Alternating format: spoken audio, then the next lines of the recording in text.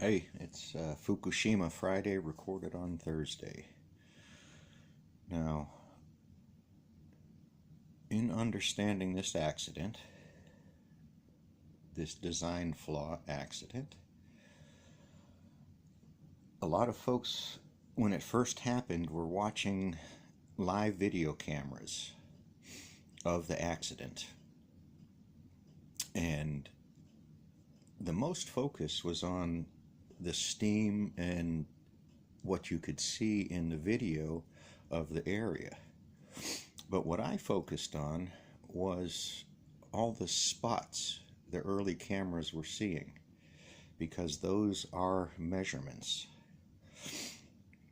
Now, they're poorly defined measurements in a scientific term, but it could be found, it could be proved out that those actually were radiation readings from the plant.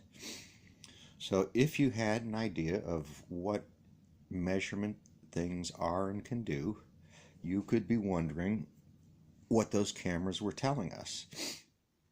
So I want to focus on the images from those cameras.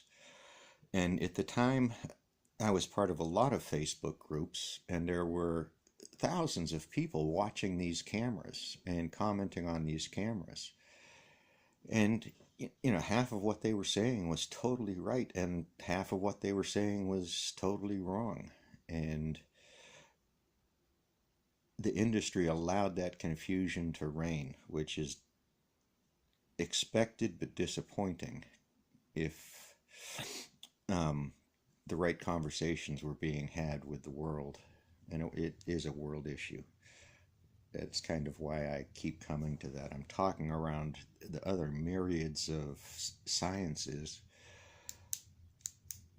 If you get specific, if you did go research what those cameras were seeing in the beginning and what they show today, because some of them were just flat turned off and some of them were replaced and upgraded. And actually, the upgrades were done a couple of times.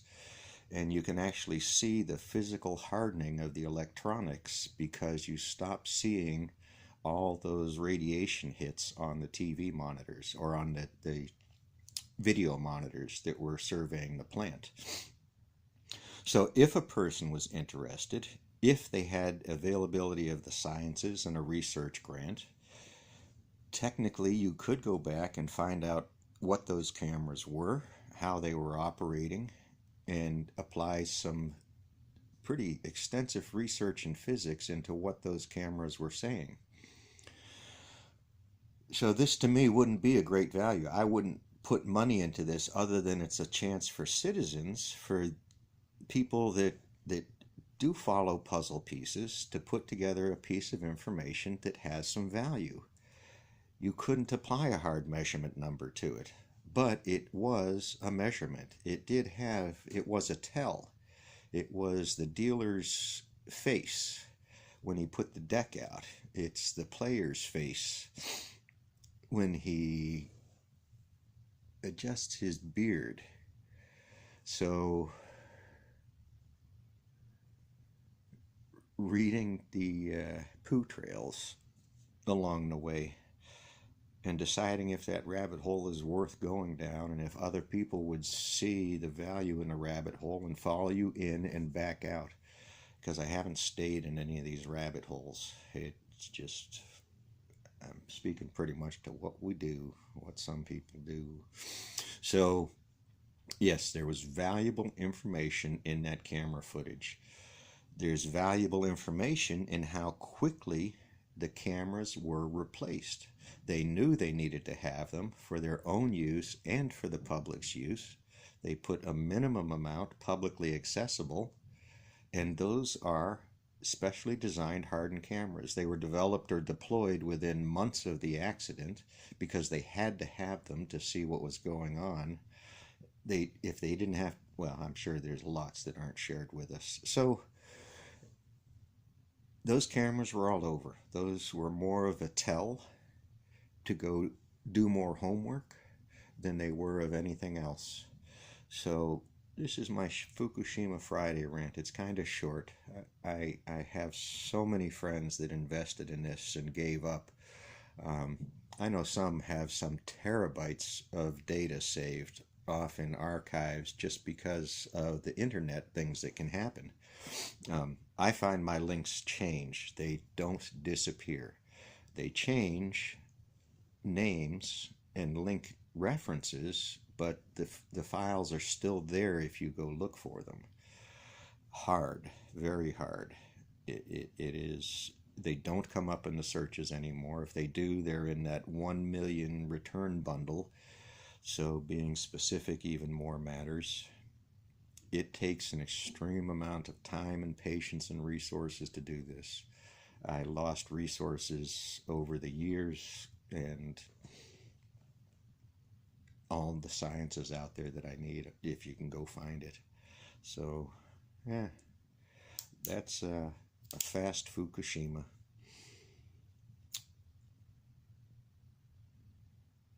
There's a freebie here. They have started removing fuel. You'll notice some minor comments about the weight of the fuel bundles, and these are very heavy bundles. The precision they're measured to is very important, even to the specific gravity of the water that they're in. So some people are aware of this. I could find the procedures that inform the mechanics, the engineers, the operators, the scientists that surround that work on how to do that. And with some little bit of experience, I would be a very well capable operator on a lot of levels. So there are careers in this out there. Beware. Do good. So we weigh those bars and the pounds. We also measure what comes off of these things. The fact that Unit 3 was covered, this is bonus item 2, the fact that Unit 3 was covered so quickly does, another tell, we're playing cards here, remember? All the cards aren't being put on the table.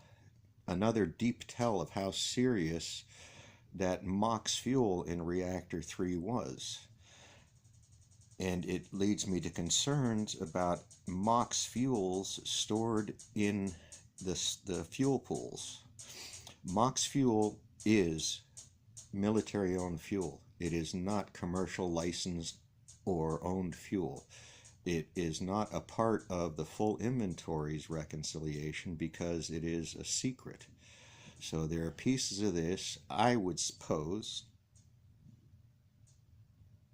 with reasonable confidence, that we are not privy to.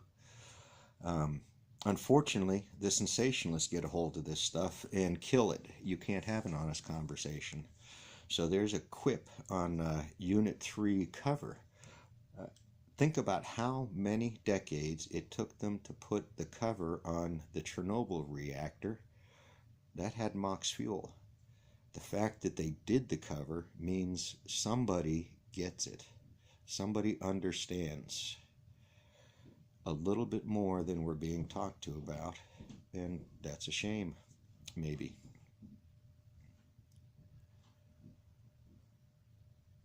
The story of the contaminated water. Part of the strategy is decay lives of the elements in the water, because it truly does get safer. I hate using that word. It does get safer over time because the materials decay.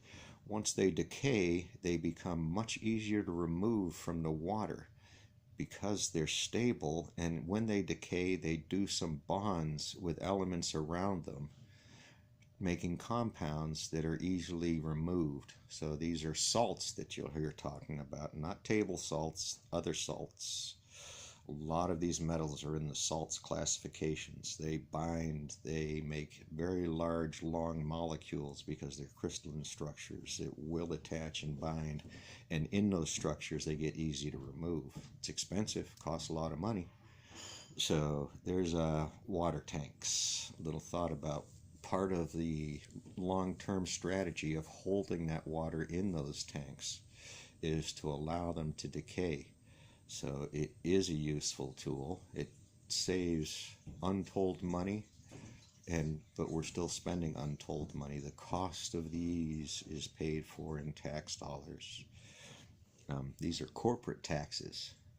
These are billionaires' profits. These are corporations' profits, corporations whose whole existence are defined by the laws of our nation, only on paper.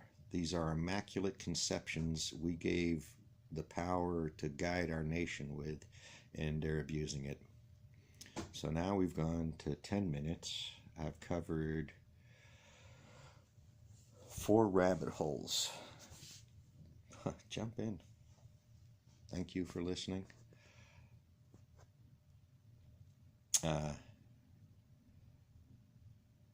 Carry it forward. Pass it on. The only people that are going to remember you are most likely your children. They're going to remember what you left them. Their children's children, the generations beyond us we wish for, are going to remember what you've left them, what you've taught them, what you haven't taught them.